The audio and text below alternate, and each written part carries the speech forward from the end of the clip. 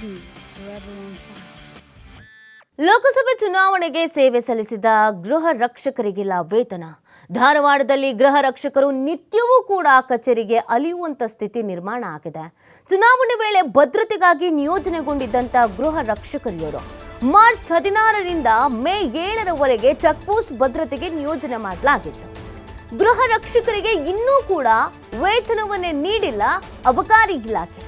ವೇತನ ನೀಡದ ಸರ್ಕಾರದ ವಿರುದ್ಧ ಗೃಹ ರಕ್ಷಕರ ಆಕ್ರೋಶವನ್ನ ವ್ಯಕ್ತಪಡಿಸ್ತಾ ಇದೆ.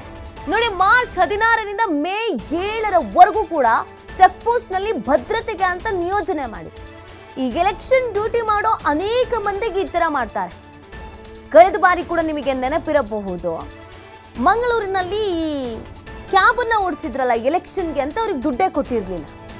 ಅನೇಕ ಕಡೆಯಲ್ಲಿ ಈ ಥರದ್ದು ಮಾಡ್ತಾರೆ, ದುಡ್ಡೇ ಕೊಡಲ್ಲ, ವೇತನನೇ ಕೊಡಲ್ಲ, 4-5ರಿಂದ 6 ವರ್ಷದವರೆಗೂ ಅಲಿಸಿದಾರಂತೆ. ಇಲ್ಲೂ ಅದೇ ಕಥೆ ಆಗಿದೆ. ಚುನಾವಣೆ ವೇಳೆ ಭದ್ರತೆಗೆ ಅಂತ ನಿಯೋಜನೆ ಮಾಡ್ಕೊಂಡ್ಮೇಲೆ ಅವ್ರ ಸಂಬಳ ಅವ್ರಿಗೆ ಕೊಡಬೇಕಲ್ವಾ? ನೀವು ದುಡಿಸ್ಕೊಂಡಿದ್ದೀರಾ ಅಂತ ಅಂದಮೇಲೆ ಅವ್ರ ಸಂಬಳ ಏನಿದೆ ಅದನ್ನ ಅವ್ರಿಗೆ ತಲುಪಿಸ್ಬೇಕು. ನೋಡಿ, ವೇತನ ಇಲ್ಲ ಅಂತಾನೆ ಏನು ಪುಕ್ಷಟ್ಟೆ ಕೆಲಸ ಮಾಡ್ತಾರಾ? ಎಲ್ಲರೂ ದುಡಿಯೋದು ಹೊಟ್ಟೆಪಾಡಿಗೆ ಅಲ್ವಾ? ಎಲ್ಲರೂ ಕೆಲಸಕ್ಕೆ ಅಂತ ಬರೋದು ಹೊಟ್ಟೆಪಾಡಿಗೆ ಅಲ್ವಾ? ಏನು ಶೋಕಿಗ ಬರ್ತಾರೆ? ದುಡಿಸ್ಕೊಳ್ಬೇಕಾದ್ರೆ ದುಡಿಸ್ಕೊಂಡು ಈಗ ಅವರು ಅಲಿಬೇಕು ಕಚೇರಿಗಳಿಗೆ ಅಂತಂದ್ರೆ ಹೆಂಗೆ? ಅದು ಏನರ್ಥ? ಅದು ಅಲಿಯೋದಕ್ಕಾದ್ರೂ ಕಾಸು ಬೇಕಲ್ವಾ, ದುಡ್ಡು ಬೇಕಲ್ವಾ?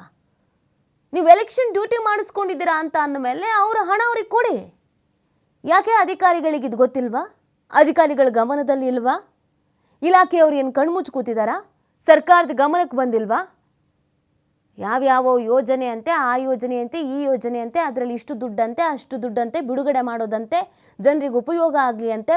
ಮೊದಲು ನೀವು ಕೊಡಬೇಕಾಗಿರೋದು ಕೊಡಿ ಸ್ವಾಮಿ.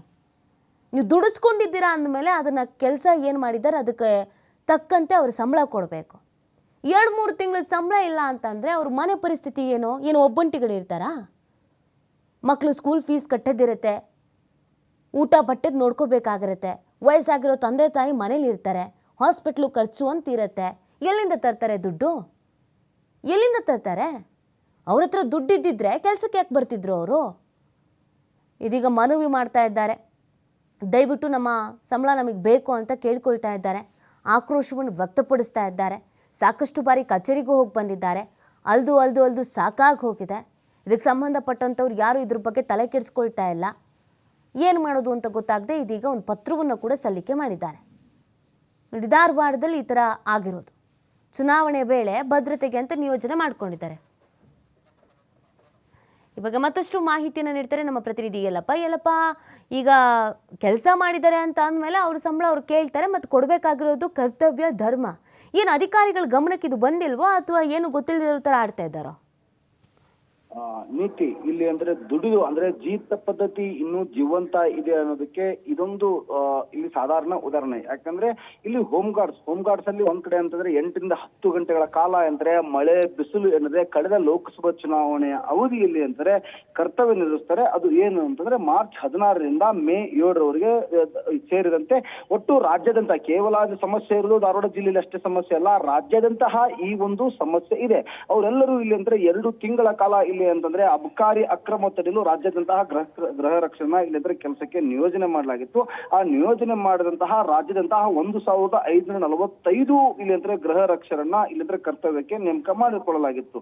ಆದ್ರೆ ಇವ್ರಿಗೆಲ್ಲರಿಗೂ ಕಳೆದ 3 ತಿಂಗಳಿಂದ ಇಲ್ಲಿ ಅಂದ್ರೆ ವೇತನ ಸಿಕ್ಕಿಲ್ಲ. ಆ ವೇತನ ಎಷ್ಟು ಅಂತ ನೋಡಿದಾಗ ಇಲ್ಲಿ ಅಂದ್ರೆ ಗೃಹ ರಕ್ಷಕರಿಗೆ ಅವರು ಪ್ರತಿನಿತ್ಯ ಇಲ್ಲಂದ್ರೆ 8ರಿಂದ 10 ಗಂಟೆಗಳ ಕಾಲ ಕರ್ತವ್ಯ ನಿರ್ವಹಿಸಿದ್ರೆ 1 ತಿಂಗಳಿಗೆ 8ರಿಂದ 10 ಸಾವಿರ ರೂಪಾಯಿ ಅವರಿಗೆ ಇಲ್ಲಿ ಅಂದ್ರೆ ವೇತನವನ್ನ ನೀಡಬೇಕಾಗಿತ್ತು.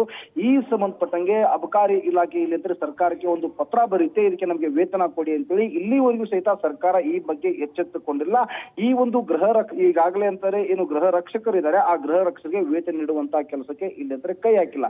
ಹೀಗಾಗಿ ಗೃಹ ರಕ್ಷಕರು ಇವತ್ತು ಮಾಧ್ಯಮದ ಮುಂದೂ ಸಹ ಇಲ್ಲಿ ಅಂದ್ರೆ ಹೇಳಿಕೊಳ್ಳಿಕ್ ಆಗೋದಿಲ್ಲ. ಯಾಕೆಂದ್ರೆ ಅವರು ಬಹಿರಂಗವಾಗಿ ಯಾಕೆ ಹೇಳ್ಕೊಳ್ಳೋದಿಲ್ಲ ಅಂದ್ರೆ ಯಾರು ಇಲ್ಲಿ ಮುಂದೆ ಬಂದು ಹೇಳ್ತಾರೆ, ಅವ್ರನ್ನ ಇಲ್ಲಿ ಅಮಾನತು ಮಾಡ್ತಾರೆ. ಅವ್ರಿಗೆ ಪ್ರತ್ಯೇಕವಾದಂತಹ ಒಂದು ಗೃಹ ರಕ್ಷಕ ಇಲಾಖೆ ಅಂತಿದೆ, ಅವರು ಇಲ್ಲಿ ಅಂದ್ರೆ ಅಮಾನತು ಮಾಡ್ತಾರೆ. ಹೀಗಾಗಿ ಅವರೆಲ್ಲರೂ ಇಲ್ಲಿ ಅಂತಂದ್ರೆ ಪರೋಕ್ಷವಾಗಿ ಸಾಕಷ್ಟು ಸಾಕಷ್ಟು ಬಾರಿ ಇಲ್ಲಿ ಅಂತಂದ್ರೆ ಸಂಬಂಧಪಟ್ಟಂತ ಇಲಾಖೆಗೆ ಇಲ್ಲಿ ಅಂದ್ರೆ ಅಲದಾಟ ಮಾಡಿದ್ದಾರೆ, ಮನವಿಯನ್ನ ಕೊಟ್ಟಿದ್ದಾರೆ. ಅದು ಮೌಖಿಕವಾಗಿ ಒಂದು ಮನವಿಯನ್ನ ಕೊಟ್ಟಿದ್ದಾರೆ, ನಮಗೆ ವೇತನ ಕೊಡಿ, ನಾವು ಇಲ್ಲಿ ಅಂದ್ರೆ 2 ತಿಂಗಳ ಕಾಲ ಇಲ್ಲಿ ಅಂತಂದ್ರೆ ಕರ್ತವ್ಯವನ್ನ ಮಾಡ್ತೀವಿ, ಕರ್ತವ್ಯ ಮಾಡೋದಕ್ಕೆ ನಾವು ಇಲ್ಲಿ ಅಂದ್ರೆ ಪುಕ್ಷತೆಯಾಗಿ ನಿಮ್ಮನ್ನ ವೇತನ ಕೇಳ್ತಾ ಇಲ್ಲ, ನಾವು ನಿಮ್ಮಲ್ಲಿ ಕೆಲಸ ಮಾಡಿದೀವಿ, ಕೆಲಸ ಮಾಡೋದಕ್ಕೆ ನಮಗೆ ಸಂಬಳ ಕೊಡಿ ಅಂತೇಳಿ ಅಂಗಲಾಚು ಸಹಿತ ಇಲ್ಲಿವರೆಗೂ ಸಹ ಅಬಕಾರಿ ಇಲಾಖೆ ಅವರಿಗೆ ವೇತನ ಕೊಡುವಂತಹ ಕೆಲಸಕ್ಕೆ ಮಾಡಿಲ್ಲ. ಓಕೆ, ಥ್ಯಾಂಕ್ ಯು ಯಲ್ಲಪ್ಪ ತಮ್ಮೆಲ್ಲ ಡೀಟೇಲ್ಸ್ಗಾಗಿ.